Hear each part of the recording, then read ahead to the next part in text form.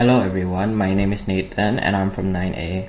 In this video, I'll explain what I think are the three most basic and used features in PowerPoint, which are slides, fonts, and paragraph. First, we'll start with slides. In the slides feature, you have all the tools you need to manage your slides. With new slide, you can add a new slide into your PowerPoint with a default layout of title and content. Or you could select a different layout to fit your need by pressing this section below the icon. For example, if I just press the icon, it would add in a regular slide with the default layout. But if I press this section below it and choose a different layout, like for example comparison, it will add in another slide with the comparison layout. You could also reuse slides from other PowerPoints with reuse slides. All you need to do is press the icon and then browse for the PPT that you're looking for and press choose content. Then press insert slide on the slides you want to reuse. Now for layout. Layout is very simple. Layout lets you change the layout of your current slide or multiple selected slides. For example, if I press layout and select title only, it will change the layout of the current slide we're on to title only. Or I could select these slides and press layout and press title only, and all of the layouts of all the slides would change to title only. Reset is also very simple. It just resets the format, size, proportion, etc. But it doesn't delete any of the content like the text or the shapes. As you can see from me resetting this slide, all of the contents like the text and also the shapes are all still there. It just resetted their size and their positioning. Section, as the name suggests, allows you to divide your PowerPoint into sections which can be expanded or collapsed, making it much easier to manage your PowerPoint, especially if it's a very long one. As you can see from the side of the screen here, I already have section implemented in this PowerPoint, and I can collapse and expand it at will, and I can also rename the section as not to confuse it with other sections. Now we move on to the fonts feature. Fonts lets you customize your text in various ways to give it the exact look you want. First, the very basics. You have font to choose what kind of font you want for your text.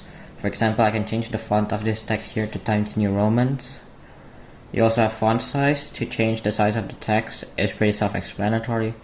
With that comes increased font size and decreased font size, both of which can be found to the right of font size right here, and has the same use as font size. It's just kind of like a shortcut.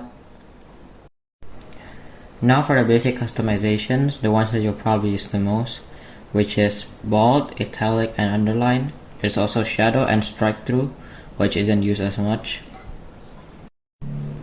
Shadow, as the name suggests, casts a shadow behind your text, and strike through crosses out the text by drawing a line through it. To give you an idea of what each of the customizations do, just look in this area right here where I have all the names of the customizations I just mentioned written down, and you can see what kind of effects this customization has on your text. Now for the slightly more complicated part. Character spacing allows you to adjust how close or far characters are from one another. Characters refers to letters, not words, if anyone was confused.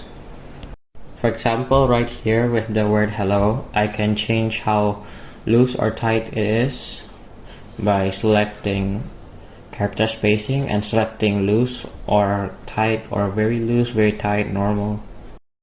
Now change case. Change case is used to change the upper and lower casings in a word or sentence.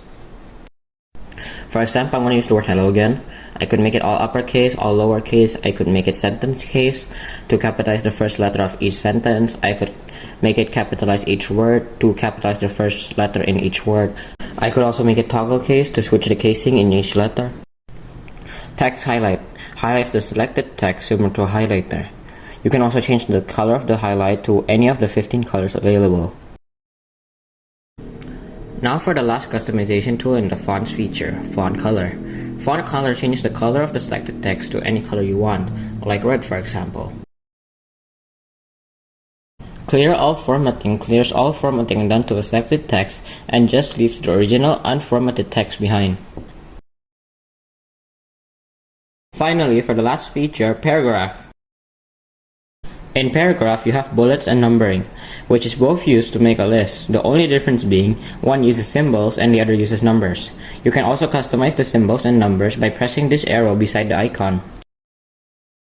You also have increase and decrease indent. Increase and decrease indent is used to move the paragraph more to the right or to the left. Or you can also use align text to better adjust how your text is aligned in the text box. to better adjust how your text is aligned in the text box. You can also adjust the spacing between each line with line and paragraph spacing. Other than that, you can format your paragraph with align left, align right, centered, justify, and distributed. You could also change the direction of your text using text direction, or you could even choose how many columns you want by using add or remove columns.